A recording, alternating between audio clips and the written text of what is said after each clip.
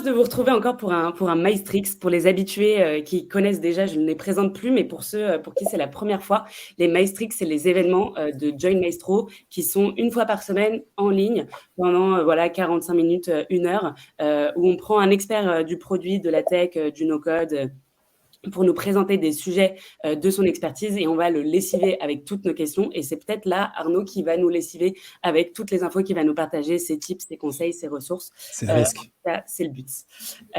Pour vous dire rapidement où on est aujourd'hui et pourquoi on organise cet event, aujourd'hui, on est chez Join Maestro. Maestro, c'est l'école du produit et de la tech. On propose des formats en fait, pour permettre aux talents qui travaillent dans le produit, qui travaillent sur des produits digitaux, de se sentir plus capables, de se sentir plus libres dans la manière dont ils font leur job et surtout d'arriver à avoir une vision assez globale sur tout ce à quoi ils peuvent toucher, tout ce avec quoi ils peuvent jouer, tout ce qu'ils peuvent améliorer pour amplifier l'impact de leurs produits. Et du coup, ça passe par utiliser des outils no-code, connaître les règles du design, de l'UX, de l'UI, connaître la tech, parler un peu le dev, toutes ces choses-là. Et du coup, on a plusieurs programmes qui se découpent pour faire de vous le PM, le product plus ultra avec toutes ces compétences. Donc là, vous avez un aperçu des différents programmes. Je ne vais pas approfondir sur chacun d'entre eux. Peut-être juste celui en design, du coup, qui est un programme en full distanciel, en cours du soir, les mardis, de 18h à 21h. Et le but, c'est de vous faire toute la méthodologie du double diamant pour partir d'une problématique produit d'une entreprise partenaire et étape par étape avancer jusqu'à une solution qui répondra de par son design vraiment aux besoins profonds de votre utilisateur. La prochaine session, elle est le 13 février, donc ça arrive plus vite que ce qu'on croit. Si vous voulez aller checker un peu les infos, il y a tout sur notre site internet et évidemment, vous n'hésitez pas à contacter la team directement pour échanger de vive voix. Je vous donne rapidement le prochain rendez-vous. On est hyper actifs sur LinkedIn. On est à fond sur les meet-up. On envoie plein d'events toutes les semaines, comme je vous disais. Et évidemment, il y a notre site internet avec toutes les informations sur nos programmes et toutes les ressources, les templates, les toolbox, les articles pour vous nourrir. Voilà, on continue. Maintenant que j'ai bien parlé, c'est à vous. Est-ce que vous pouvez nous dire dans le chat qui vous êtes, avec qui on est connecté aujourd'hui? Est-ce qu'on a des PM? Est-ce qu'on a des designers? Est-ce qu'on a de la team market, des no-coders? Dites-nous un petit peu votre rôle, comme ça, avec Arnaud, on voit avec qui on est connecté là pendant les prochaines minutes. Et en deuxième info, si vous pouvez ajouter votre auto-évaluation. On commence par une petite auto-évaluation. J'entends tous les ping-pong, je pense que vous les entendez aussi. Désolé, c'est une notification du chat, mais c'est cool, c'est que vous êtes tous en train de partager qui vous êtes. Votre niveau en design de 0 à 5. Voilà. Où est-ce que vous vous positionnez aujourd'hui? Est-ce que vous êtes très, très débutant, apprenant? Et dans ce cas-là, tant mieux, parce que vous allez apprendre plein de choses aujourd'hui. Ou alors, est-ce que en fait, vous au quotidien, vous êtes déjà designer et vous êtes vraiment en train d'aller chercher l'extra mile de la discipline? Nous dire un peu. Très intéressant. On a beaucoup de product girls and guys, beaucoup de product managers, product owners, quelques product designers aussi, j'en ai vu passer, et donc des évaluations qui vont de 0 à 2,5, la moyenne, je l'ai vu, 3. Très intéressant. En tout cas, je remercie Flavie pour cette intro. Elle a bien mis le là de cette intervention. On va essayer effectivement dans un temps assez réduit de pouvoir discuter de l'importance du product design justement lorsqu'on travaille sur du produit, qu'on soit product manager, product owner, product builder. Aujourd'hui, c'est difficile de faire sans les outils et sans les bonnes pratiques du product design. On va regarder ça dans les détails. J'embrasse effectivement toutes les personnes que j'ai pu déjà potentiellement avoir en formation ou dans des projets sur du travail collaboratif qui sont présents ici, là, aujourd'hui sur le webinaire. C'est super cool, même à distance, d'être ensemble. On est ensemble. Super. Et si c'est bon, je vais commencer à partager mon écran. Yes, vas-y, c'est parti. Et puis on va pouvoir se lancer. Et je vois un petit commentaire sur le site internet qui nous a fait faux bon en ce début de Maestrix. Mais c'est tout bon, ça fonctionne. Là, le lien est bon. Nice. Vas-y, c'est parti. On est tout à toi, Arnaud. Alors, super. Alors, maintenant qu'on a fait effectivement cette auto-évaluation et qu'on s'est présenté, il n'y aura pas de brise-glace aujourd'hui. Vous savez que ça fait partie de mes bonnes habitudes, mais pour le coup, le temps est un petit peu trop réduit pour vous demander vos coups de cœur de l'été, vos derniers voyages et constituer une petite médiathèque ensemble. Vous avez toujours le chat, évidemment, si vous voulez m'en apprendre un peu plus sur vous, mais sinon, on va se lancer directement dans la bataille. Alors, on a parlé de double diamant, justement, de cette importance du double diamant. C'est vraiment au cœur, effectivement, de certaines de nos formations. Et j'ai rajouté ce petit GIF que vous voyez pour ceux qui avaient raté le premier épisode. J'étais intervenu il y a déjà pratiquement un an sur cette notion de product design dans le cadre d'un webinaire Maestro, un Maestrix. Et dans ce premier épisode, je l'avais révélé, la conception, le design est en train de grignoter le coding progressivement. Sur ces 10 dernières années, c'est vraiment ce dont on s'aperçoit. Il y a des outils, il y a des métiers qui sont désormais à maturité. Et finalement, on passe plus de temps en conception qu'on en passe en développement. Alors, facile à dire, mais il s'agit désormais de bien le justifier. On va arrêter le GIF pour pouvoir se concentrer effectivement sur la partie conception et notamment le double diamant. Le double diamant, c'est vraiment dans chacune des organisations, lorsqu'on fait du produit, c'est vraiment le schéma théorique qu'on va retrouver à partir duquel toutes les équipes font un peu leur sauce. On a effectivement, et je le répète, parce que c'est vraiment là au cœur de nos formations par rapport aux ateliers, par rapport aux intervenants qu'on fait venir à Maestro, eh bien, on a là les différentes étapes et les différents enjeux d'une conception centrée utilisateur. Vous savez que voilà, quand on fait du produit aujourd'hui, on ne fait plus finalement de conception qui est centrée sur le marché. Notre marché bouge trop vite. On fait une conception qui est centrée sur l'utilisateur. L'utilisateur, il appartient à une génération. Il bouge un petit peu moins vite que le marché. Autant on ne pouvait pas prévoir le Covid, on ne pouvait pas prévoir le NFT. Autant une personne, lorsqu'elle grandit, lorsqu'on connaît déjà là où elle habite, son niveau de revenu, ses goûts, ses couleurs, eh ben, on peut arriver à répondre à son besoin. Qu'est-ce que fait le double diamant? On part d'un problème. Alors ça, c'est vraiment très propre à l'innovation. On aime bien partir de résoudre un problème pour être sûr que lorsqu'on met le produit sur le marché, bah, finalement, il trouve ses utilisateurs. C'est pas se lever le matin avec une bonne idée et se dire que ça va plaire à tout le monde. Ça, c'est un peu risqué. On essaie plutôt de résoudre des problèmes. Ça, c'est la première chose. Et la deuxième chose, c'est pourquoi on appelle ça double diamant? C'est que vous voyez qu'il y a une pensée qu'on dit divergente. D'abord, on ouvre le champ des possibles, puis on resserre. Là, c'est une pensée qu'on dit donc convergente. Et puis on rouvre, et puis on resserre. Alors, comment ça se passe? Quand on ouvre le champ des possibles, c'est pareil. C'est par exemple notre veille stratégique. On fait de la veille stratégique, on fait de l'empathie auprès des utilisateurs. C'est-à-dire qu'on les interroge. On va en immersion sur le lieu de travail ou dans un magasin pour comprendre les interactions entre les clients et les vendeurs. Donc là, on fait vraiment preuve d'empathie. Et puis, progressivement, quand on a bien fait preuve d'empathie, on peut définir. On peut faire justement des caricatures d'utilisateurs, ce qu'on appelle des personas. On peut faire des cartes d'empathie. Il y a plein de niveaux de définition, plein de livrables là, qui vont nous permettre de réunir, de synthétiser toute l'information qu'on a récoltée, là, tous les besoins utilisateurs, en des définitions assez précises. Une fois qu'on a fait ça, bah là, on a déjà fait preuve d'un peu d'humilité. C'est-à-dire qu'effectivement, on a mis de côté les bonnes idées, on a mis de côté aussi les biais cognitifs de ce que nous, on croit être bon pour le produit. On s'est intéressé à nos utilisateurs, aux différentes parties prenantes du produit, à des experts également. Et là, on peut aller en brainstorming. Donc là, on arrive sur un gros brainstorming où effectivement, on va pouvoir générer, définir un certain nombre d'idées. Et sur ces idées, il va falloir évidemment donner un ordre de priorité, préciser, parce que quand on sort du brainstorming, les idées qui peuvent apparaître, elles sont encore un peu mouse. On veut ajouter une messagerie instantanée, on veut ajouter un chatbot à son site internet.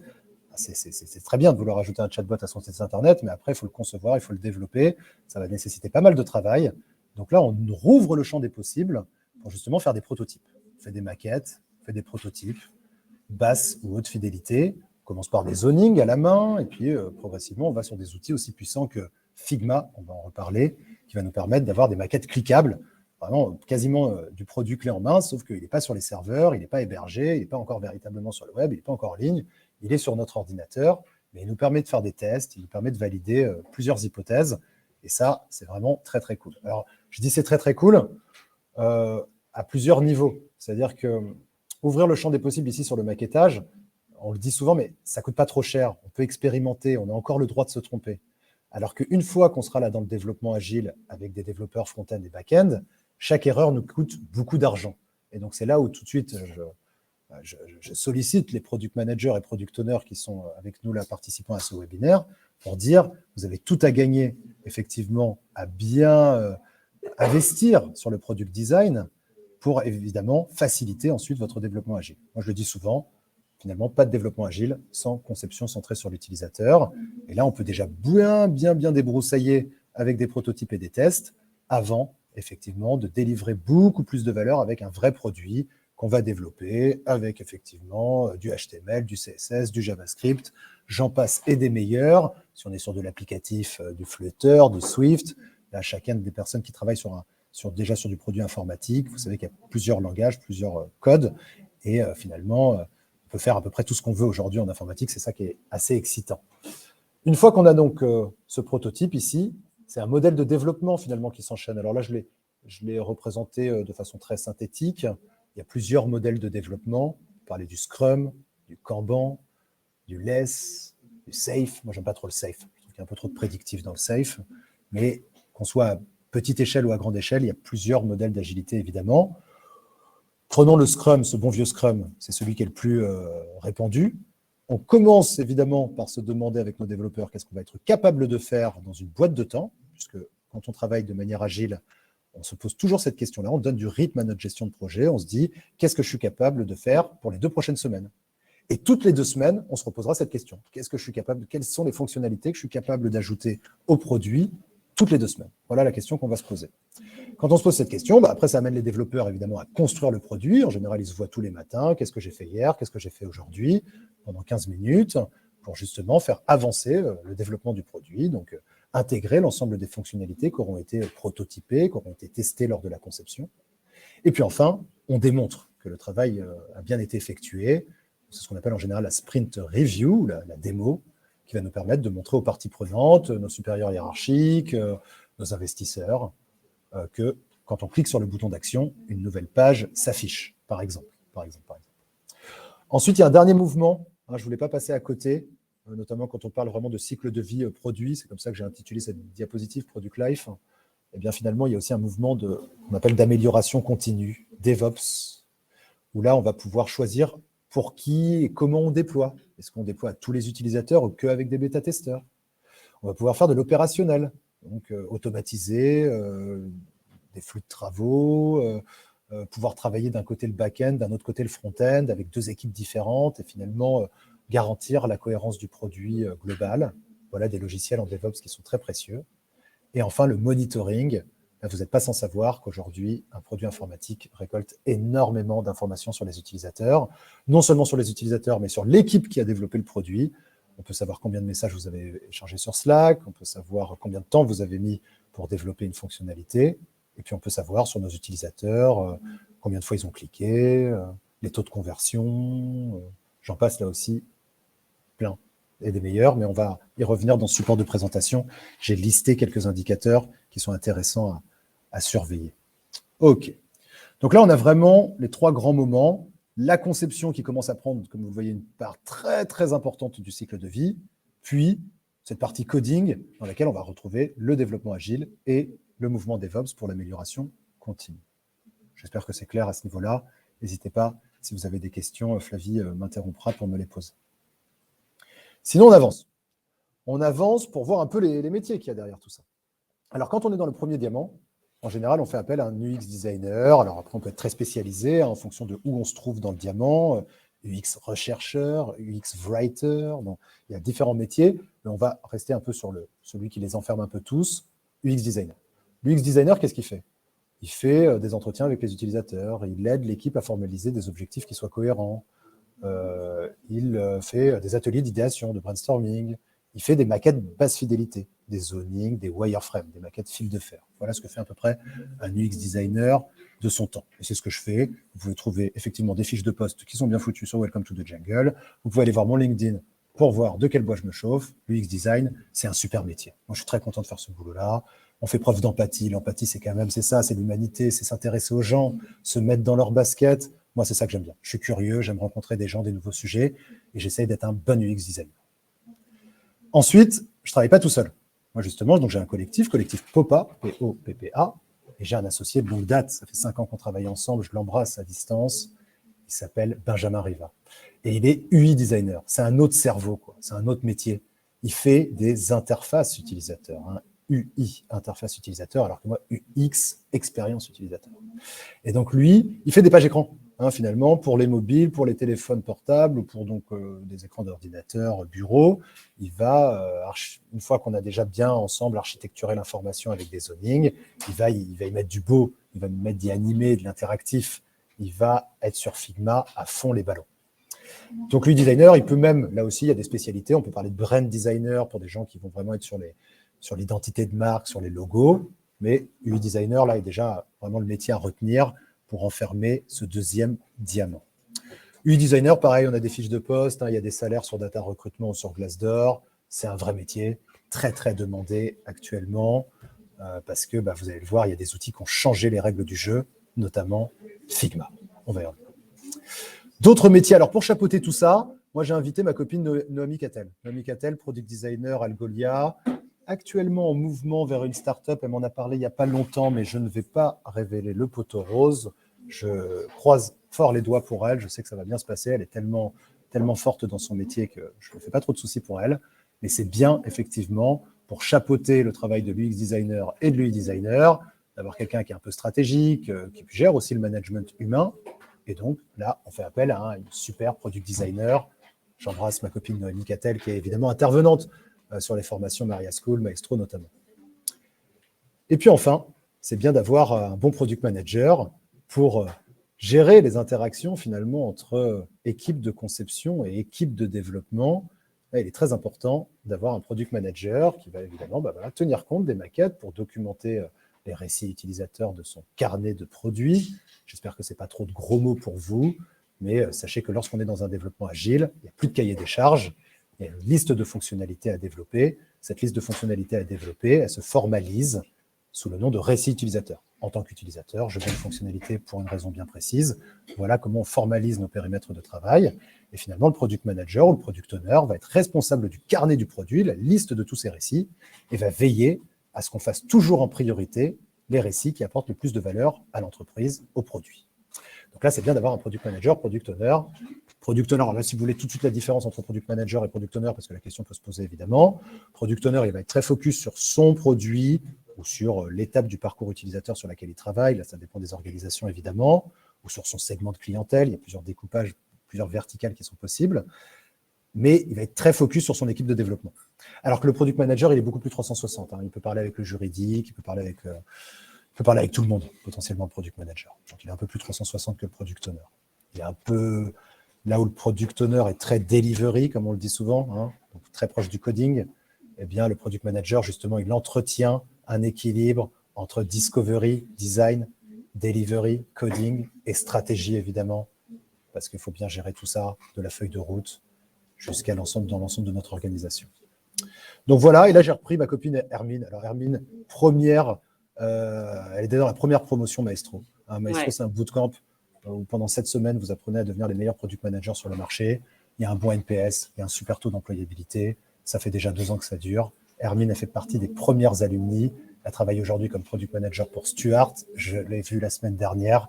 C'est un monstre sur pattes. C'est peut-être une de mes meilleures padawans. Je sais qu'il y a d'autres de mes padawans peut-être dans ce webinaire, mais attention, là, on est sur un niveau de Jedi là, qui commence à être très, très, très élevé. Très, très élevé sur Hermine. Je l'embrasse très fort. Carrément, on a la chance qu'elle intervienne même sur le bootcamp. Depuis déjà 2-3 promotions, elle vient aussi donner des cours et ça, c'est très, très chouette. Oui, c'est précieux, évidemment. Les personnes qu'on forme, ils ont pour ambition après de rejoindre nos équipes et d'être aussi intervenants. On est dans un partage de bonnes pratiques. Il n'y a pas de vrais professeurs dans tout ça, mais il y a des gens qui sont passionnés par le produit. C'est mon cas. C'est le cas des 4 personnes que vous avez ici devant vos yeux. On a une petite question pour toi, Arnaud, de la part de Camille, qui s'est fait refuser par une boîte parce que l'entreprise trouvait que son UI n'était pas assez poussé. Et du coup, sa question, c'est faut-il être pro de l'UI? Alors, mais sur quel poste elle avait candidaté, que j'en sache plus? Parce que si c'est sur un poste du designer. Il me semble, parce que ça fait plusieurs fois que je le vois connecté et je sais que c'est un garçon. Product Design Junior. Aïe, aïe, aïe. Product Design Junior et l'UI a pêché. Alors là, il y a un vrai débat. Je vous avoue que j'avais déjà dit tout ça dans le premier épisode. Mais comme on n'est pas sur Netflix, on va pouvoir directement ouvrir le premier épisode pour revoir ça tranquillement. Comme ça me permettra d'y répondre plus vite. J'avais intitulé ça le product design pour les noobs. C'est toujours un petit peu dur comme expression, mais quand on commence en product design junior, effectivement, il est intéressant de se poser cette question et de regarder dans le détail. Alors, je trouve que cette infographie-là le présente bien. Cette infographie le présente bien. On va passer là rapidement sur tout ce qu'il y a écrit, mais on va se concentrer ici sur ce radar. Sur ce radar, on voit bien différents, on va dire, familles de compétences, conception, idéation, UI-design, soft skills. Et vous voyez que normalement, un product designer monté en compétences, alors c'est Tiga qui a réalisé cette très, très belle représentation, et il y a un article de référence qui détaille tout ça. On voit bien que l'UI-design n'est pas forcément l'aspect le plus fort d'un product designer, mais que c'est quand même important. Plus important que la gestion des contenus, par exemple, que le développement informatique, ou que le product ownership qui sera laissé entre les mains du product manager ou du product owner. Potentiellement, l'UX design doit être très très fort. Vous le voyez ici sur la notion du user research. L'idéation, c'est que ça reste collectif, donc on ne lui demande pas d'être un monstre, parce que sinon il va enfermer le produit à lui tout seul. Il faut quand même faire preuve d'intelligence collective. Mais voilà, sur les aspects de conception et avec l'appétence que ça peut avoir aujourd'hui avec Figma, qui est vraiment le game changer, c'est vrai qu'on en demande de plus en plus en UI. Donc je t'avoue que ça, voilà. Pour être un bon product designer, il n'y a pas besoin d'être un monstre d'être un monstre en UI, parce qu'en fait, tu vas travailler dans une équipe où il y aura des UI designers qui, eux, seront des monstres sur Figma. Donc, ce n'est pas obligatoire. Mais disons que, c'est de plus en plus demandé par le marché, quoi. Parce que vous connaissez le marché, on aime bien quand même un peu les moutons à 5 pattes. Et avant d'avoir le niveau de seniorité qui va vous amener à ne faire qu'une seule chose, au début, on va vous demander de faire plusieurs choses. Et donc, oui, il faut pouvoir se débrouiller sur Figma. Donc là, ce que je peux te conseiller, évidemment, Figma a créé un certain nombre de ressources qui sont très bien. De venir te former chez nous, parce que on a des super intervenants Figma où pendant des jours et des jours, tu vas cracher de la page écran, ce qui va te rendre vraiment meilleur et ça va enrichir ton portfolio. Et sinon, c'est d'arriver aussi à mettre un peu une barre de progression en termes de courbe d'apprentissage. Je pense qu'effectivement, un bon UI designer, il doit aller un peu plus loin que le wireframe. Il doit être sur du wireframe haute fidélité, donc du wireframe cliquable, donc de la maquette fil de fer cliquable. Après, s'il ne sait pas forcément faire du beau, c'est-à-dire de l'animé, du joli, je pense que normalement, là, c'est peut-être aussi celui qui demande cet emploi, il aura peut-être beaucoup de mal à recruter, peut-être qu'il en demande un peu trop, et donc là, tu lui dis de m'appeler et je discute avec lui. On fait ça. Voilà. Parce que quelquefois, on cherche un peu aussi trop des moutons à 5 pattes, on en demande un peu trop aux personnes, aux candidats, et là, il ne faut pas se laisser avoir. Il y a des articles de référence sur ce sujet. Ok. Donc, c'était dans l'épisode précédent. On revient dans la saison en cours. On est bien. Je pense qu'il n'y aura plus trop de questions là par rapport au métier et au processus. On va pouvoir avancer sur les outils. Et là, je l'avais annoncé sur LinkedIn. Miro, Jira, Trello ont du souci à se faire. Vous voyez qu'ils apparaissent déjà rayés sur cette diapositive. Mais si on les raye, c'est pour mieux les remplacer, évidemment. Alors, Miro, vous connaissez tous, j'imagine. C'est effectivement vraiment l'outil chouchou des UX designers comme moi. C'est un outil, c'est un tableau blanc. C'est un tableau blanc, c'est une feuille infinie sur laquelle on peut zoomer, dézoomer, et sur laquelle on va pouvoir, grâce à la grosse communauté de Miro notamment, ajouter pas mal de gabarits, de templates qui vont nous rendre plus efficaces, plus véloces, plus rapides, et j'imagine amener plus de qualité dans nos équipes. Donc, Miro reste un super outil. Là, je le défonce pour le défoncer gentiment. Ça reste un super outil, soyons clairs. Ça se connecte bien à Jira, ça se connecte bien à Trello, donc pour des outils qui sont plus des outils de gestion collaborative, notamment Trello. Mais les paradigmes sont en train d'évoluer. C'est justement la raison pour laquelle on passe plus de temps en conception désormais qu'en coding. C'est parce qu'il y a des outils très puissants qui sont arrivés sur le marché. On va regarder de quoi il s'agit ensemble. Alors, pour commencer, il y a FigJam. Alors, FigJam n'est pas arrivé en premier, ce n'est pas un ordre chronologique, évidemment, mais c'est celui désormais qui est utilisé par les UX designers en priorité. Et là, pareil, on est sur un outil qui était encore bêta en 2022. Je crois qu'ils ont fini leur bêta 2021-2022. Qui vient concurrencer directement Miro, soyons clairs. FigJam était déjà très très fort sur l'UI design. Il s'est dit, si on allait chercher les UX designers, tout le monde sera au même endroit et ça sera un rêve pour toutes les équipes de conception, toutes les équipes discovery. Et c'est vrai que franchement, voilà, moi j'ai plus de 10 ans d'expérience et c'est du jamais vu dans nos métiers. C'est-à-dire que ça y est, enfin, UX et UI designers sont sur la même suite logicielle. Vous n'êtes pas sans savoir que Figma a été racheté pour 20 milliards par Adobe. C'est quand même ouf, c'est le double de leur capitalisation. Ils étaient à 10 milliards en capitalisation. Donc là, c'est vraiment l'offre qu'on ne peut pas refuser. 20 milliards, imagine, si vous aviez juste un peu d'equity, vous êtes millionnaire. Donc c'est abusé, c'est génial. On espère évidemment qu'Adobe ne va pas casser le produit, mais moi, franchement, j'entends beaucoup de gens qui s'excitent par rapport à ça. Souvenez-vous de ce que je vous aurais dit et venez me donner des claques si je me suis trompé.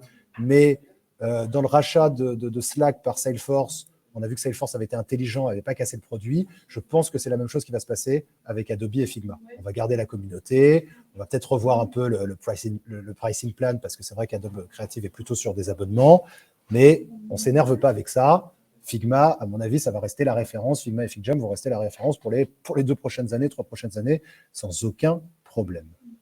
Donc, FigJam, c'est le tableau blanc de Figma. Ça permet aux UX designers de faire pas mal de choses. On va regarder ça tout de suite. Et puis après, j'ai un petit chouchou actuellement là pour vous envoyer directement dans le futur. C'est Dovetail. On va regarder ça.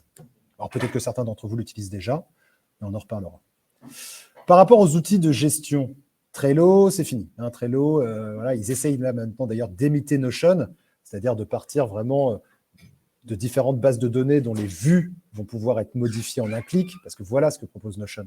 C'est de considérer tous nos contenus comme étant des bases de données. Et ces bases de données, est-ce que je veux l'afficher sous une vue calendrier? Est-ce que je veux l'afficher sur une vue Kanban pour ma gestion de projet? Est-ce que je veux l'afficher en une vue galerie?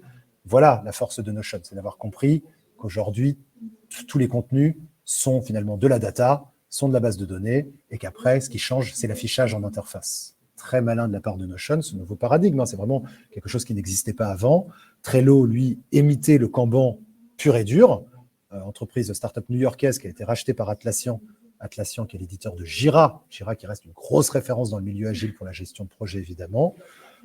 Bon, Notion est en train de lui grappiller toutes ses parts de marché. Actuellement, c'est un super outil. Et là aussi, j'ai un petit chouchou pour vous envoyer un peu dans le futur. Je pense que Notion s'en inspirera dans les années à venir. Les années, c'est déjà trop long en innovation. Donc, dans les mois à venir, dans les trimestres à venir, c'est Zedu qui essaye là aussi de dire, finalement, bon, débarrassons-nous un peu du backlog, là, de cette liste un peu froide qui plaît tant aux développeurs, mais qui parle mal à nos parties prenantes, parce que ça reste une liste de récits utilisateurs qui s'entassent les uns au-dessus des autres. C'est un peu froid, c'est pas très sexy. Donc, essayons de partir du parcours utilisateur comme étant un peu le livrable stratégique par excellence. C'est ce que propose Zedu, avec un outil de gestion qui vraiment, dont les tickets de développement partent tous. Donc, à la fois la conception et le développement, tout part du parcours utilisateur. Moi, je trouve que c'est très, très fort. D'ailleurs, là, sur les derniers projets, j'essaye véritablement d'imiter Zedu sur Notion. Je pourrais vous faire voir quelques expérimentations à ce niveau-là. C'est très, très puissant. On continue avec Figma. On ne peut pas ne pas parler de Figma. Dès qu'on s'approche là de l'UI design, dès qu'on commence à s'approcher du coding, on commence à avoir des maquettes très haute fidélité, cliquables, avec des tests qui sont tout aussi forts. Bon, là, il y a un petit enchaînement logique. On associe Figma pour créer nos pages écran, à Maze pour pouvoir les tester. Et là aussi, c'est dingue. Enfin, je veux dire, c'est vraiment un game changer. Moi, je suis vraiment amoureux de Maze. Les gens qui me connaissent bien savent que je ne tarie jamais d'éloges pour Maze. Déjà, parce que c'est un Français qui a créé, donc Cocorico, ça c'est vraiment cool. Maintenant, c'est surtout des fonds américains qui font vivre la boîte, mais c'est pas grave. Maze, qu'est-ce que ça propose? Pourquoi c'est un game changer surtout? C'est parce que maintenant, on peut avoir des tests très haute fidélité sans être hébergé, sans être sur les serveurs. C'est-à-dire que vraiment, ça reste sur votre ordinateur, où effectivement, c'est aspiré par Maze pour faire des petits scénarios de tests. Et après, à l'issue, vous allez avoir des reportings, vous allez voir où les gens ont cliqué, combien de temps ils ont passé sur votre maquette, qu'est-ce qu'il faut améliorer. On peut faire de l'A/B testing, on peut aussi leur demander comment ils se sont sentis pendant cette expérience. Enfin, en gros, on peut faire tous les tests qu'on faisait avant. Une fois que c'était développé, on peut les faire désormais dès la conception. Donc là aussi, je pense que c'est un argument fort pour assumer cette idée selon laquelle la conception a pris de plus en plus de poids dans notre métier lorsqu'on fait du produit. Maze est vraiment game changer à ce niveau-là. Il n'y a pas beaucoup de concurrents directs. Il aspire vos maquettes Figma, et finalement, ou Adobe XD ou Sketch. Et évidemment, après, il vous permet d'avoir des reports. Et en plus, c'est gratuit. Alors, c'est gratuit jusqu'à 1 ou 2 projets, je crois. Pas toutes les options, évidemment. Mais franchement, c'est un outil qui est indispensable. Indispensable là, pour tout product manager, product owner qui se respecte. Ne pas connaître Maze aujourd'hui. Là, moi, je devrais recruter. Vous voyez ce que je veux dire? Vous ne connaissez pas Maze. Ça va m'embêter, quoi. Alors, je serais content de vous le faire découvrir, mais ça va m'embêter un petit peu. Donc, s'il vous plaît, Figma, Maze, on reste très en veille. Les ressources en newsletter de Maze, là, j'ai reçu hier une newsletter de Maze. C'est de la qualité à tous les niveaux. OK. Et puis, alors ça, c'est un petit chouchou que j'ai, Eurio. Je l'ai encore utilisé aujourd'hui, justement, en formation avec le CNAM. C'était très agréable. Eurio, qui est un outil qui nous permet de faire des audits heuristiques. Alors là aussi, c'est important. Quand on a un existant, on n'est pas toujours en train de créer la startup, de faire du from scratch. Quand on a un existant à améliorer, là, il y a des grandes règles, des grands standards en informatique, l'accessibilité, la performance de notre produit, la facilité d'utilisation. Tout ça, on peut respecter avec Eurio. J'essaierai, si on a un peu de temps aussi, de vous montrer comment on paramètre cet outil très rapidement. J'ai déjà un compte, ça ira assez vite. Super outil là, Eurio pour faire de l'audit. Je vous le conseille vivement. Je crois que ce sont des Hongrois qui ont lancé ça. Mais là aussi, on est fiers que ce soit un produit européen. OK. Et je continue. Ah, là, on s'approche vraiment du développement informatique avec 3 outils. Alors, voilà, chacun de ces outils a des concurrents. Hein. Je vous ai mis mon top 10. Hein. C'est vraiment mon top 10. Bien sûr que, bon, alors, je ne sais pas si Webflow, vous trouverez vraiment mieux, mais Figma, ça va être difficile aussi. May, ça va être difficile. Mais bon, là, sur la partie no-code, sur le Bravo, je me suis fait plaisir. Hein, soyons clairs, il y a beaucoup de choses qui se passent actuellement en no-code. On a des formations avec Maestro dédiées au no-code. Il y a toujours une journée no-code dans pratiquement chacune de nos formations parce que c'est un sujet là, à côté duquel on n'a pas le droit de passer. Ça donne le pouvoir à tous les membres de votre organisation, que vous soyez product owner, product manager, product designer, développeur, membre du service client, customer success, peu importe. Aujourd'hui, tout le monde peut faire une page écran, tout le monde peut faire une expérimentation produit et on a des outils en no-code qui portent bien leur nom pour pouvoir faire tout ça. Alors, Bravo, c'est mon petit chouchou. Pourquoi ? Parce qu'il aspire là aussi vos maquettes Figma. On les associe à une base de données, en général une base de données Airtable pour avoir son back-end, et ça y est, on a un produit. Hein, il y a un builder, Bravo, c'est un builder, et il va générer une application mobile native, accrochez-vous quand même, hein, application mobile native. C'est quelque chose que vous allez pouvoir lancer sur l'App Store ou sur le Google Play à partir seulement de vos maquettes Figma et d'un fichier Airtable. Airtable ou Google Sheet ou tout ce que vous voulez pour faire du tableur. Donc là, c'est assez puissant. Alors, je ne vous dis pas, il faut respecter quand même une sémantique sur Figma pour être sûr que le builder fonctionne bien. Il y a quelques appels, quelquefois en JSON, en JavaScript à maîtriser pour les interactions. Ça peut demander effectivement d'avoir un spécialiste, un product builder, un no-codeur ou un vrai développeur pour vous aider. Mais attention, là, ça va très vite, ça va très fort. Je pense que vraiment, demain, pour tout ce qui est blog, petit e-commerce, il y aura vraiment plus besoin de développeurs, et je ne le dis pas méchamment, les développeurs, ils font des choses bien plus complexes, ils font de l'intelligence artificielle, ils font de la blockchain, ils font de l'assistance vocale, ils font des choses bien plus complexes, mais sur les petits sujets, là, un petit e-commerce, nanani, nanana, Figma plus Bravo, c'est déjà le meilleur des mondes. Hein. Ça marche très, très, très bien. Et puis là, il y a aussi 2 autres. Alors, on va d'abord commencer par Webflow. Webflow, vraiment, voilà, c'est le WordPress killer, quoi. On avait déjà des systèmes de gestion de contenu qui nous amenaient à être déjà un peu no code d'une certaine façon. On associait ça avec du Divi ou du Elementor, et puis on s'amusait à faire du site Internet. Mais Webflow, c'est vraiment du site Internet. Enfin, je veux dire, non seulement l'interface, ça redonne le pouvoir au designer. Donc là aussi, c'est un argument fort par rapport à l'importance du design, parce qu'on est sur un logiciel qui ressemble quand même plus à Photoshop qu'à GitHub ou qu'à n'importe quel, ou qu'à Notepad++, ou qu'à n'importe quel logiciel pour écrire des lignes de code. On a 2 panneaux, finalement, on a 2 boîtes à outils. On a une boîte à outils qui va être plutôt le HTML, c'est-à-dire vraiment mes éléments texte, mes éléments images, mes éléments liste, etc. Et puis, on va avoir un panneau qui est plus dédié au CSS. Et donc là, c'est la personnalisation de mes éléments HTML. Est-ce qu'ils sont bleus? Est-ce qu'ils ont les bords arrondis? Quelle est la typo, etc. Et donc, ça marche vraiment comme un Photoshop. Photoshop, c'est pareil. Vous avez dans votre boîte à outils, je ne sais pas, le seau, le pinceau, et puis vous avez un autre panel, un autre panneau pour gérer, je sais pas, la taille de votre pinceau, la couleur de votre seau, etc., etc. Donc, Webflow est vraiment super pour ça. Ce qui n'empêche pas de mettre un peu de custom code. Hein, c'est aussi la grande particularité de Webflow, et c'est pour ça qu'on l'aime tant. C'est qu'on peut injecter aussi un peu de JavaScript dedans, et ça fait du bien. Que si on est sur des systèmes vraiment avec du code source ouvert, qu'on appelle API, qui nous permet de faire des connexions avec différents types d'outils, Zapier pour aller chercher de l'automatisation, j'ai envie de dire tout ce qui vous plaît, Calendly pour faire de la réservation, Calendly 3 milliards d'ailleurs, j'ai vu ce matin, hein, Calendly, il faut vraiment surveiller Calendly, super startup. Donc là, qui vous permet notamment de gérer vos rendez-vous. Hein, dès qu'on a besoin de planifier des rendez-vous, vous pourriez avoir à installer, à intégrer Calendly sur votre site internet Webflow. Voilà des choses qui se font en 2 clics, 2 ou 3 clics. OK. Donc Webflow, le WordPress killer, super système de gestion de contenu. Là aussi, pour voir cette appétence vers le design, aujourd'hui avec Webflow, on passe pas par un gros système de gestion de contenu horrible qui ressemblait à un flipper, ça clignotait dans tous les sens. Pour ceux qui connaissent WordPress, c'était quand même une folie, quoi. On livrait nos clients, et après nos clients faisaient n'importe quoi avec l'architecture WordPress. On se retrouve avec des sites qui sont longs à charger, qui sont pas performants. J'en dors pas la nuit dans mon portfolio. Mais avec Webflow, non, on a des super notes de performance dès la V1. On a un système de gestion contenu où on modifie le contenu en front. C'est-à-dire, on ne rentre même pas dans un back-office. Vous voulez changer un titre sur la page d'accueil, vous avez un petit bouton qui vous permet de passer de mode visiteur à mode modificateur, finalement, un contributeur, on dit dans la langue de Webflow. Et donc là, vous allez pouvoir directement sur le site changer votre titre, changer votre image. Plus besoin de passer par un horrible back-office pour faire ça, quoi. Et ça, c'est cool. Webflow est vraiment génial. On souhaite longue vie, évidemment, à Webflow.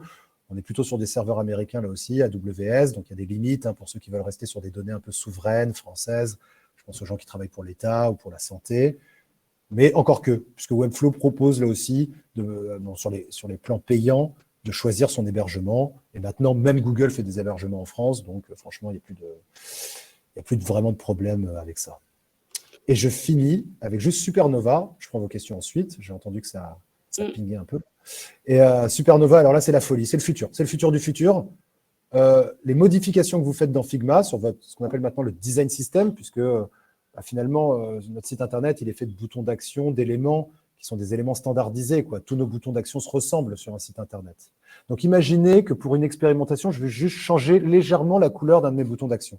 Eh ben, je change la couleur dans mon design system sur Figma. Donc, je demande ça au concepteur, à l'UI designer potentiellement, de changer la couleur sur Figma. Et cette modification se répercute sur GitHub, donc sur le code informatique directement grâce à supernova.io. C'est encore un peu bêta, mais c'est le futur, à mon avis, de la gestion de produits. Là aussi, je prends les paris, j'offre des bières si je me trompe, mais à mon avis, on va aller de plus en plus dans cette direction, donc d'avoir des design systems qui sont très solides, d'arrêter de faire chier les développeurs avec des tickets de bugs ou de modifications qui n'apportent pas beaucoup de valeur à leur métier.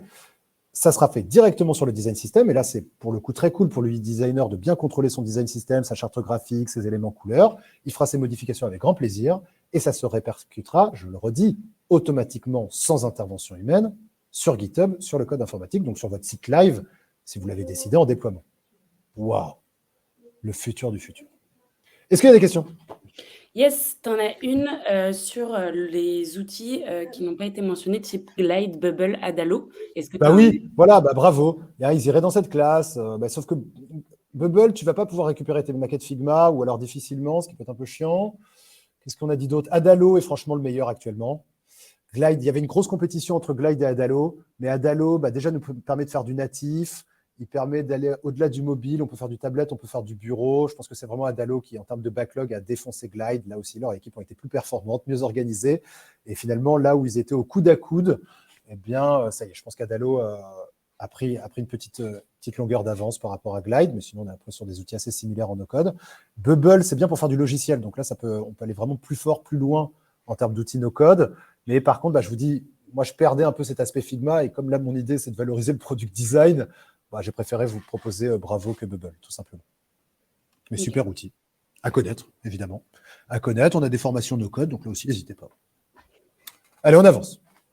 On avance et en fait, on va tout simplement, pour le temps qui nous reste, rentrer un peu dans le détail de chacun de ces outils pour voir ce qu'on peut faire avec, quoi. Voilà, moi, je veux pas imposer par en haut, quoi. On va prouver tout ça. Et puis comme ça, vous pouvez me challenger, vous pouvez m'interroger, on voit si tout ça, ça fonctionne bien, si ça peut vous servir. C'est quand même ça le plus important, que ça, là, dès la fin de ce webinaire, potentiellement, il y a peut-être des gabarits, des templates sur lesquels vous aurez envie de travailler. Alors avec FigJam, là voilà, on est product manager, on est product owner, on est product designer. En fait, peu importe, on travaille sur du produit.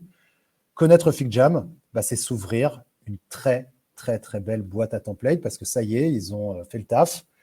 Ils ont vraiment rattrapé Miro à ce niveau-là. J'ai pu le tester cet été. J'ai fait ma sélection des meilleurs templates et je vous l'offre. Je vous l'offre parce que je suis sympa. Tout est cliquable. Vous retrouverez directement les templates. Vous voulez constituer votre équipe, il y a un template. Vous voulez formuler vos objectifs OKR, il y a un template.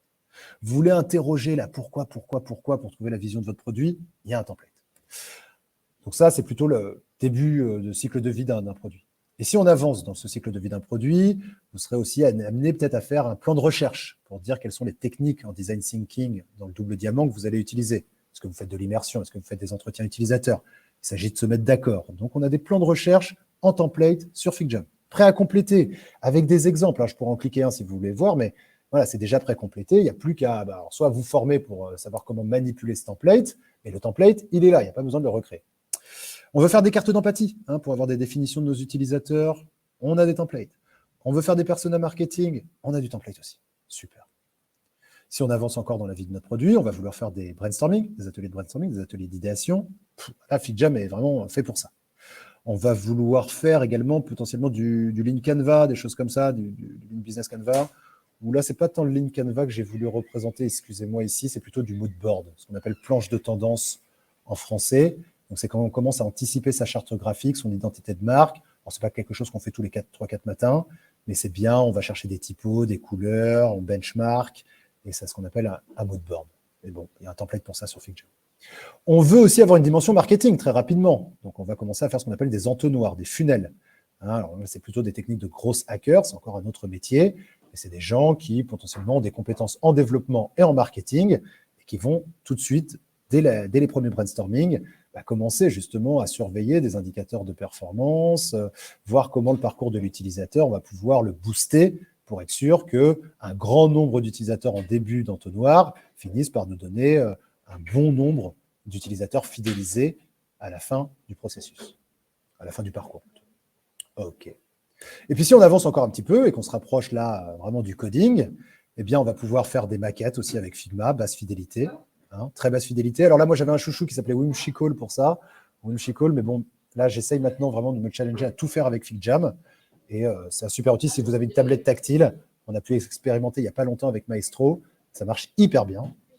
On va pouvoir faire du story mapping. Un story mapping, c'est un livrable qui est très important en termes de management visuel. Et là, je pense que tout est dit en fait à travers cette expression. Aujourd'hui, un product owner, un product manager, il doit faire preuve de management visuel. Il ne va pas faire des PDF de 25 pages pour expliquer quelle est la cible utilisateur. Il ne va pas faire des PDF de 25 pages pour faire des études de marché. Il va faire du management visuel. Et en ça, s'il veut bien montrer le travail à faire, la story map, c'est votre meilleur ami. Story map, qu'est-ce que c'est? On croise product backlog, donc la liste des récits utilisateurs, la liste des périmètres de travail. On croise ça avec le parcours utilisateur. Donc, vraiment le rythme chronologique. J'entre dans le magasin, je vais dans la cabine d'essayage, je parle avec la vendeuse, j'achète, et après, j'en parle à mes copains. Voilà un parcours utilisateur. Eh bien ça, quand on croise parcours utilisateur et travail à faire, eh bien, on obtient la story map. Il y a un super, et là, c'est assez rare, mais il y a un super template aussi sur FigJam.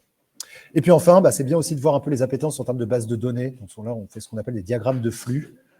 Là aussi, ça peut anticiper ce qu'on appelle nos critères d'acceptation pour être sûr que les tests seront bien menés, de voir bien les interactions entre les bases de données, entre les différentes pages. Donc là, on parle de diagrammes de flux. Et pareil, sur FigJam, il y a des templates pour ça. Donc là, franchement, on ne peut que remercier FigJam. Ils ont rattrapé. En plus, ils ne se sont même pas trop appuyés sur la communauté, quoi. Ils ont créé leur propre template, ce qui fait qu'en plus, on a des choses qui sont assez uniformisées, assez sexy, même en termes de code couleur, assez dynamique. Moi, franchement, j'aime beaucoup. Et là, je vous ai fait une sélection de 12 templates immanquables pour n'importe quelle personne qui travaille sur le produit. Allez les découvrir, amusez-vous avec ça. Vous n'avez pas les compétences pour les compléter. Venez en formation chez nous, on vous apprendra tout ça. OK. Alors bon, je ne résiste pas à la tentation de vous faire voir quand même Dovetail, qui est mon petit chouchou, tout ça est cliquable, je vous l'ai dit. Donc je clique et j'arrive sur Dovetail. Alors là, pour un UX designer comme moi, c'est révolutionnaire.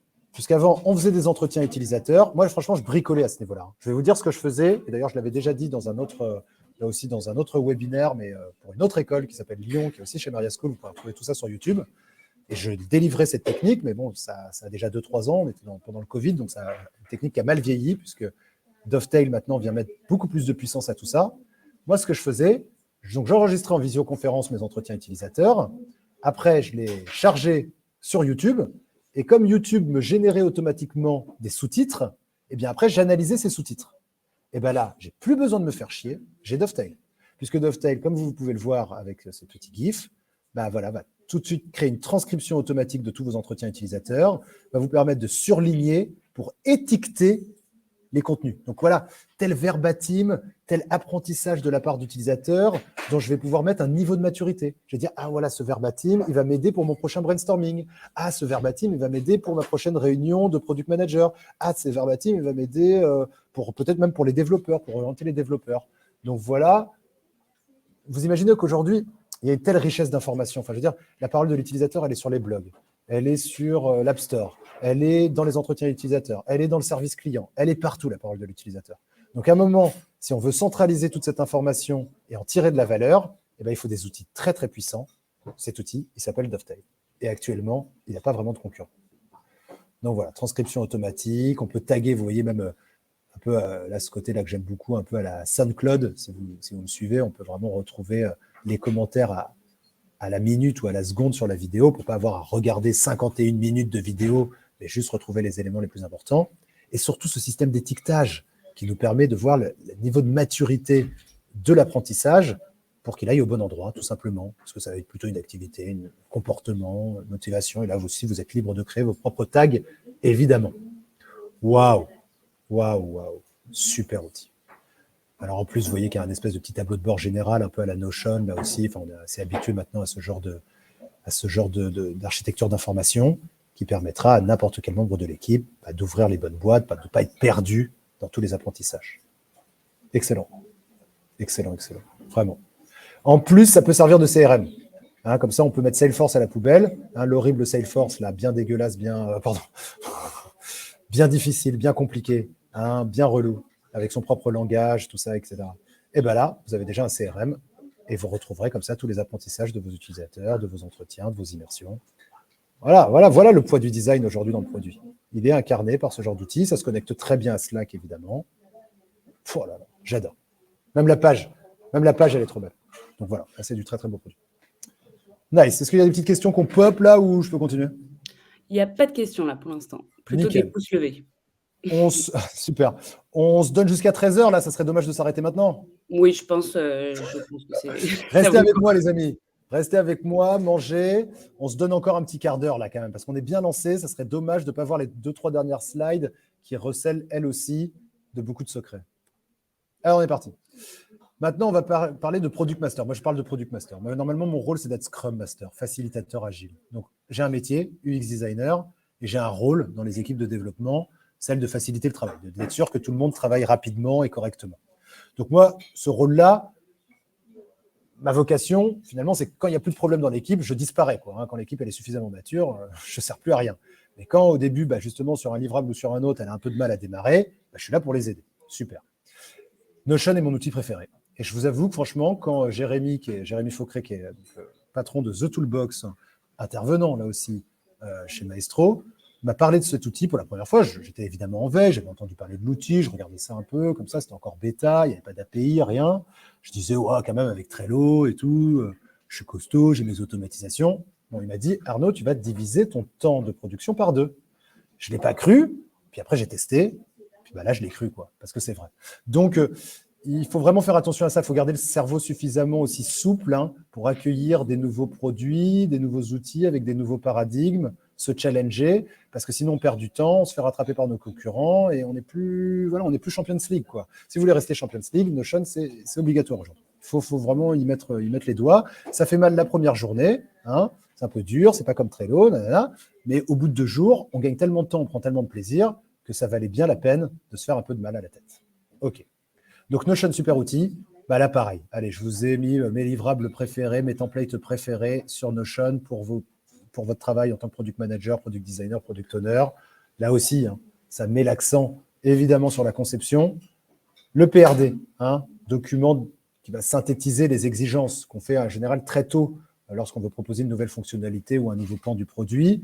On va finalement répondre à ces grandes questions. Le why, le pourquoi on fait les choses, le who, pour qui on les fait. Et puis un peu de what, quand même, ça fait du bien. Donc, on peut déjà pousser quelques pages écran, quelques petits schémas pour donner tout de suite une direction à son travail. C'est ce qu'on appelle le PRD. Et on a des super templates là-dessus sur Notion. On continue avec un super outil de Notion qui s'appelle le Web Clipper. Là, c'est une extension qu'on rajoute à son navigateur, comme vous pouvez le voir ici, et qui va vous permettre, dès que vous voyez un bon truc de veille, un bel article, un concurrent direct sur lequel vous voulez rester en veille, pareil, là aussi, un bon élément sur l'App Store qu'on pourra reboucler avec Dovetail en automatisation si besoin. Eh bien, en tout cas, voilà, là aussi, vous voulez étiqueter les informations que vous consultez sur Internet. Eh bien, on appuie sur le petit bouton Notion et ça nous permet tout de suite de créer une petite carte qui va être bien rangée, bien étiquetée, bien partagée avec l'ensemble de vos collaborateurs. Vous voyez que là, ils ont appelé ce répertoire My Links. C'est du super bookmarking. Le bookmarking en français, je ne sais plus comment on dit ça, là. C'est bookmark. Ouais, marque-page, enfin, garder dans son favori, les favoris navigateurs. Garder en favori dans son navigateur, bah là, on le fait, mais puissance 1000 avec le Web Clipper de Notion. Je continue là aussi. Le business model Canva, voilà, que je préfère faire avec Notion quand même qu'avec FigJam. Où là aussi, on va pouvoir retrouver la proposition de valeur, votre segmentation client, pas mal d'éléments qu'on aime bien avoir à l'issue des brainstorming notamment. C'est des documents qui sont vivants, hein, c'est pas figé dans le marbre, ça peut évoluer, mais c'est bien de se poser là toutes les questions qu'il y a dans ce Canva pour être sûr qu'on avance dans la même direction avec son équipe. Je passe et je fais une grosse dédicace à Jonathan Sabat, headmaster intervenant sur Maestro, grand product manager. Il est passé par Papernest. Il est désormais à son compte et il n'arrête pas de faire des nouveaux produits sur Notion et notamment ProductOS que je vous conseille. Alors oui, c'est payant, mais ça vaut le coup. Parce que, et il y a des réductions pour ceux qui font des formations chez nous, mais avec cet outil, on fait du backlog, on fait de la roadmap, on fait de la story map, on fait tout ce qu'on aime en produit, quoi. Il y a tout. Il y a OKR, il y a la résolution du problème dès la conception, il y a les expérimentations pendant la conception, il y a les liens avec GitLab. Oh là là là là. Il a fait un taf extraordinaire. Donc, je ne peux que vous conseiller, évidemment, ce produit. Je lui fais un peu de pub. J'aurais dû faire un lien affilié pour toucher quelques euros. Mais je ne suis pas comme ça. Je suis pas comme ça. Je suis dans le partage, moi. Je suis dans la gratuité. Je vous ai partagé justement, on a un code promo Learn to Surf, moins 20%. Oh, c'est trop mignon. Ouais, c'est full pour Jonathan et qui a fait effectivement un taf de ouf. On a une petite question d'Aurélie qui te demande un avis sur Slide qui est en français VS Notion. Est-ce que c'est un outil qui te parle? Oui, j'ai vu ça là, avec les petites bulles là qui. Moi, j'ai une mémoire visuelle avec des petites billes qui s'enchaînent là. C'est ça, hein? Slide, ça s'écrit comme ça. Voilà, c'est ça. Alors, c'est très bien pour le remote. Hein. Là, c'est que, en fait, le versus, il est là. C'est que là, on a une verticale remote qui est très, très forte. Je trouve le produit très, très bien. Ouais, vraiment super. On est sur du Notion-like. Hein. C'est vraiment le Notion, mais verticalisé, remote, remote, remote. Alors, effectivement, quand on travaille avec des équipes qui sont à différents endroits de la planète, là, moi, ça a pu m'arriver, notamment avec un UI designer qui était au Canada pendant que j'étais en France. Alors, c'est super, la boîte ne s'arrête jamais de tourner, H24, mais ça demande des synchronisations que Slide prend par défaut, alors que Notion, il faudra un peu bricoler. Voilà ma réponse. Super outil, effectivement. Ok, c'est noté. J'espère que ça répond à ta question, Aurélie. Nice. Aurélie, sinon tu des pouces, ça doit marcher.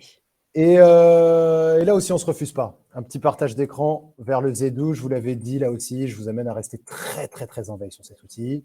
Tout part du parcours utilisateur et je pense qu'ils ont raison. Donc là, il y a un gros paradigme qui est en train de se jouer, d'autant plus que même les notions de growth, c'est-à-dire les différents indicateurs qu'on suit sur chacune des étapes de l'utilisateur peuvent aussi agrémenter la sauce.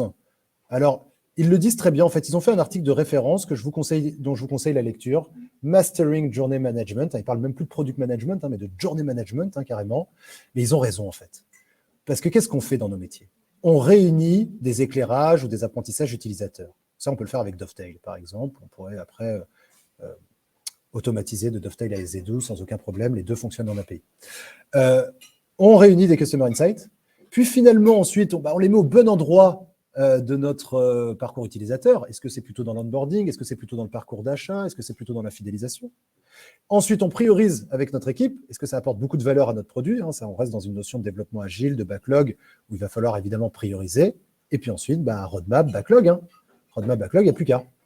Donc franchement, je ne suis pas loin de penser que c'est une des meilleures manières de présenter son travail aux parties prenantes. Là où un backlog ne parle pas toujours à nos financeurs, à notre N+1, etc., le parcours utilisateur, ça, tout le monde comprend. Tout le monde comprend le parcours utilisateur. Et autour de ça, on peut faire graviter des indicateurs de performance, différentes maturités d'apprentissage, différents périmètres de travail si besoin. Donc franchement, c'est un super outil. Il l'explique. Moi, j'ai pu le tester là déjà plusieurs fois. J'essaye de l'imiter sur Notion parce que je ne veux pas multiplier les outils dans mes organisations. Mais c'est lourd, ça. C'est vraiment ouf. C'est vraiment très, très bien, ça. Et ça, c'est pas encore trop connu. En fait, moi, je suis tombé dessus parce que je trouvais pas de bons outils pour faire des parcours utilisateurs, des Customer Journey Maps. C'était assez rare. Et eux, ils ont tué le game, quoi. Ils ont tué le game. Allez voir ça, franchement. Allez voir ça. Là, j'ai pas le temps de vous présenter tout ça dans le détail, mais faites-moi confiance. C'est une source d'inspiration qui est ultime, que vous l'utilisiez ou non. Ok. Et on finit, dernière slide, avec l'ogre. L'ogre Figma. J'ai préféré mettre un GIF pour montrer que quand je clique sur ce bouton et que je crée une interaction entre une page et une autre, et que je passe en mode prototype et que je lance, eh ben, j'ai un prototype. Wow. Tout est dit en fait. Quand on voit ça, on a tout compris de la puissance de Figma. Et Figma, on va pouvoir l'associer avec plein d'autres petits outils très sympas. C'est ça qui va nous intéresser. Eurio, je vous l'ai dit, si vous avez besoin de faire des audits heuristiques, je vais essayer de vous montrer ça rapidement. Maze, si on veut faire des tests utilisateurs haute fidélité. Mais également Bravo, si on veut aller chercher une véritable application mobile no-code super top pour l'App Store. Et enfin, supernova.io, si on veut carrément que les modifications faites sur Figma soient directement actualisées sur GitHub. Répercuter. Répercuter serait plus juste que actualiser. OK. Eh bien là, on est bien outillé. Hein. Là, on est bien outillé. On va aller voir un petit coup Rio, parce que comme je l'ai testé là ce matin, je vais pouvoir vous faire voir ça rapidement. Hop là. Regardez comme c'est beau. Je vais... nous, on était sur ça, là, sur un château, là, sur la refonte de ça. Là. Voilà. Le site, vous allez voir, attention, il pique un peu les yeux. Hein. Le site pique un peu les yeux. Ah, mais tant mieux, tant mieux. Ça veut dire qu'il y a du taf. Hein. Il y a du taf. Voilà, le château de Mont-sur-Gaine. La nana qui a la tête coupée, le mode Game of Thrones. Enfin bon, la police médiévale inclinée. Oulala, il y a beaucoup de choses qui ne vont pas là-dessus. Eh bien, avec mon petit outil Rio, qui est un simple plugin navigateur que vous voyez ici en haut, là aussi, hein, extension navigateur, elle est active. Hop, j'appuie sur mon bouton et maintenant, tout ce qui ne va pas, je vais pouvoir le dire. Je vais dire, voilà, c'est ce que j'avais commencé à dire ici. Je vais en refaire un. Tiens. Je vais dire, là, franchement, le positionnement là, de la barre de navigation principale, c'est pas possible ça. Donc, position de la position, je vous le fais en live là, hein, position de la navigation principale, ça ne va pas. Alors, critiquer, c'est bien, mais il faut aussi savoir suggérer. Donc, je vais suggérer. Je vais aussi suggérer de la mettre tout en haut. Hein. Top navigation, on parle de top bar navigation, ce serait mieux. Top navigation tout en haut. Ce sera bien plus sympa. Ancré, OK. Donc là, je pourrais me mettre un exemple, une URL vers un exemple, etc. Et ça, en général, ça peut se rapprocher d'une guideline en UX. Hein. Il y a des grands UX designers qui se sont mis d'accord sur ces grands principes, Material Design, Nielsen. Donc, je vais pouvoir là aussi faire preuve un peu de pédagogie. Et ça va être, par exemple, le User Control and Freedom. Voilà, je pense pouvoir l'optimiser si j'ai une meilleure navigation principale. OK, je submit. Et là, je peux aller sur mon outil. Alors, il faut que je rafraîchisse un coup. Excusez-moi. Hop. Et je vais retrouver comme ça tout mon audit. Voilà, là, la position de la navigation principale qui est pour le moment en neutral. Alors, en neutral, je ne suis pas d'accord. Hein, je trouve que c'est vraiment très important, ça. Donc, en fait, je vais le mettre en high. Et puis là, j'avais la typographie difficile à lire, l'inclinaison du texte à optimiser. Bon, ça, c'est un peu moins important, je l'ai mis en low. Donc, vous voyez, c'est de l'audit, mais c'est presque déjà un petit outil de gestion. C'est vraiment pas mal tout ça. Hein. Et puis, je peux rouvrir mes cartes. J'ai une capture d'écran. On revoit tout ce que j'ai dit. Boum, boum, boum. Ils sont sur du coming soon pour nous permettre potentiellement aussi d'apporter nos modifications directement en front. Restez bien en veille sur cet outil. C'est vraiment, vraiment, vraiment excellent. Hyper cool à utiliser. On a des interprétations en code aussi. Enfin, vraiment, c'est très, très, très, très, très bien fait. Donc, voilà, je suis content de vous avoir présenté ça. Et on va finir. Avec Supernova quand même. Un peu bravo. Bon, bravo, vous me faites confiance. On peut cliquer sur les boutons pour aller voir un peu à quoi ça ressemble. Mais Supernova, je vous l'ai dit, je change la couleur d'un bouton ou son statut ou son animation et ça se répercute. Donc là, tout ce que vous voyez là, c'est du design system. Hein. Voilà mon design system, mes boutons. OK. Voilà mon design system aussi, mes chartres de couleurs, mes polices, etc. Et là, quand je fais une modification ici, directement, ça fait une GitHub pull request. Oh là là là là là là là là. Et là, on est dans le futur du futur. Donc ça, je vous amène là aussi à rester bien en veille sur ces outils. C'est encore un peu bêta, mais pas pour longtemps. Pas pour longtemps. Et puis, je pense qu'on est pas mal.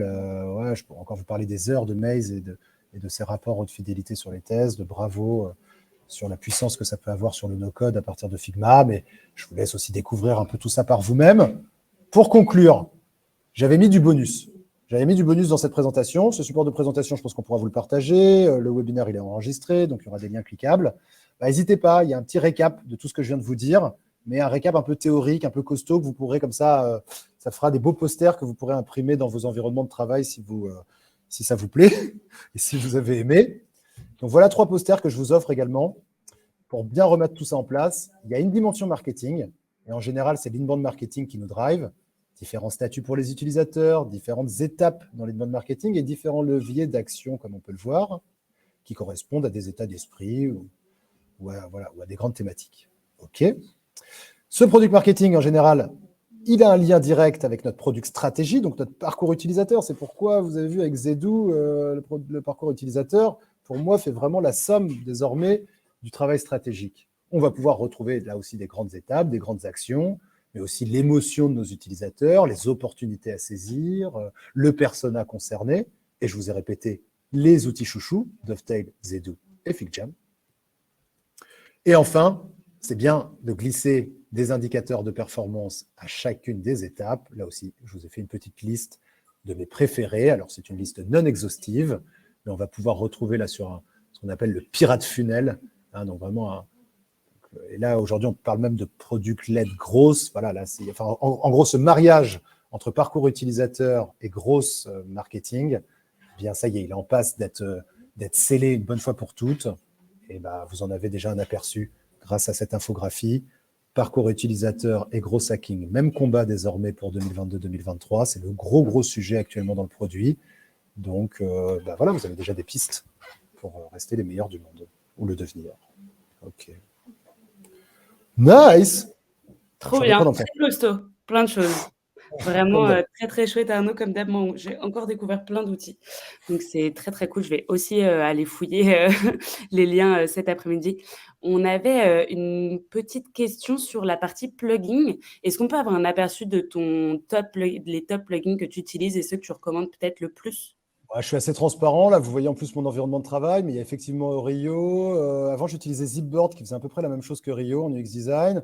J'ai toujours la Lighthouse, mais maintenant, j'utilise plutôt web.dev pour faire là aussi des audits techniques des sites. Visbug, alors là, régalez-vous avec ça. Ça, allez, je vous le fais voir parce que je suis trop mignon. Mais Visbug, c'est tellement drôle ça.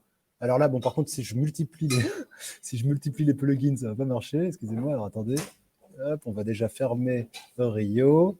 Et on va revoir Visbug. Alors là, vous voyez, Visbug m'a rajouté une petite règle comme ça. Et avec Visbug, bon, je peux faire le foufou, quoi. Je peux vraiment... là, il y a un texte qui ne me plaît pas. Bon, je peux taper dedans en front comme je veux. Je peux changer une image en live. À mon avis, d'ailleurs, c'est la direction que va prendre Rio. Rio, à mon avis, va prendre cette direction. Donc là, je peux faire ce que je veux. Je peux changer la vidéo. Alors qu'en front, je ne le change pas sur le site en back. Dès que je recharge, tout ça est perdu. Alors, perdu, pas totalement, puisque vous pouvez toujours enregistrer ici, More Tool, et Save Page As, comme ça vous sauverez le HTML, le CSS, peut-être un peu de JavaScript. Bon, donc ça peut toujours servir. Donc ça, j'aime beaucoup. Je sais pas, il y a plein de trucs. J'ai fait un outil pour ça. Donc regardez, c'est simple. MariaTool. Hop. Voilà, je vous ai déjà donné un top 10 qui était déjà très costaud. Mais si on tape MariaTools, comment j'avais fait ça? Je vais devoir alors faire un petit peu de magie là, excusez-moi. Hop. Maria, je revais sur notre grosse communauté, plus de 4000 personnes qui sont réunies ici, beaucoup d'experts. Rejoignez-nous, on pose une question, on a une réponse dans les 5 minutes qui suivent. Maria Tools, voilà. Là, on va retrouver tous mes outils préférés. Voilà, je les ai tous listés. Pof. Vous voyez, ce dont je vous ai parlé, les Dovetail, les Visbug dont je viens de vous parler, les Zedou, tout. Tous mes petits chouchous. Alors là, ici, il faut que je change lui là. Glide, je suis plus d'accord avec moi-même. Maintenant, c'est Adèle. Mais sinon, c'est bien. Donc ça, on peut vous le partager. C'est assez facile à trouver. Vous tapez Maria Tools, Glide. C'est une petite application que vous pourrez ouvrir avec votre téléphone portable. Ça se trouve assez facilement. Trop bien. Écoute, je vais le glisser dans l'email de récap. On a eu plusieurs demandes à ce sujet-là dans le chat. Vous aurez effectivement un email avec le lien vers le replay et les slides. Comme ça, vous aurez tous les liens vers les outils à aller fouiller. Nice. Ouais, il est cool ce Maria Tools. Ouais, c'est mignon ça. J'ai mis quelques petites techniques. Bon, j'ai pas tout à fait fini, mais ça va peut-être être l'atelier des maestro product managers de vendredi. Donc, work in progress. Trop bien. Bon, écoute, merci beaucoup Arnaud. Franchement, c'était hyper intéressant. Tu as plein de merci aussi dans le chat. Je pense que tout le monde a pu un peu apprendre des nouvelles choses. N'hésitez pas à nous dire dans le chat entre 0 et 5, mettre une petite note sur le moment là qu'on a passé ensemble. Est-ce que vous repartez vraiment avec des gros learnings? Est-ce que vous sentez que vous êtes un peu plus équipé qu'à midi aujourd'hui? Ouais, top, que des 5. 10 sur 5, olé. Super, merci les gars, ça fait plaisir. Merci à tous d'avoir participé. C'est enregistré, donc vous pourrez retrouver tout ça. Et puis on reste à votre entière disposition, vous le savez. Voilà. Toujours dispo. toujours dispo. Bon, bah, merci fond. encore Arnaud, merci tout le monde et puis très bon après-midi à tout le monde et puis à très vite. Bonne fin de journée à tous. Force sur vos projets personnels et professionnels. Bis bis. À fond. Bye.